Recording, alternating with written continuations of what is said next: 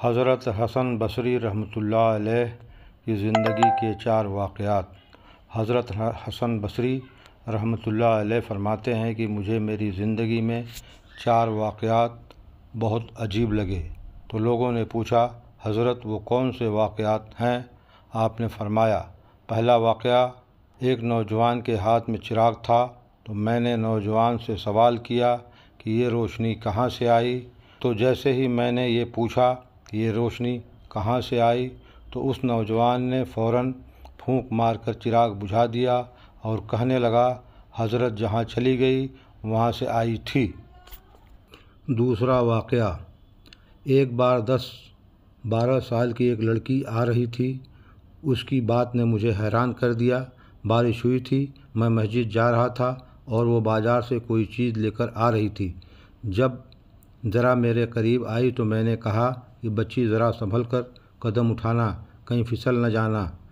جب میں نے یہ کہا تو اس نے آگے سے جواب دیا کہ حضرت میں پھسل گئی تو مجھے نقصان ہوگا، آپ ذرا سنبھل کے قدم اٹھانا، اگر آپ پھسل گئے تو قوم کا کیا بنے گا؟ کہنے لگے، اس لڑکی کی بات مجھے آج تک یاد ہے، اس لڑکی نے کہا تھا کہ آپ سنبھل کر قدم اٹھانا، اگر آپ پھسل گئے تو قوم کا کیا بنے گا؟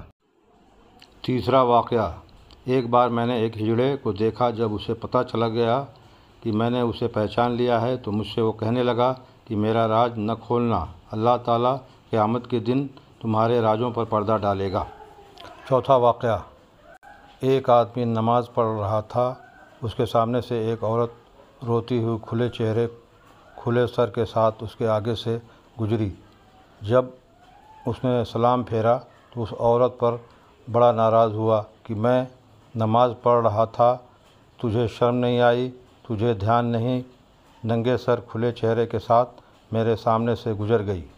عورت نے پہلے تو معافی مانگی اور پھر معافی مانگ کر کہنے لگی، دیکھو میرے میاں نے مجھے طلاق دے دی ہے،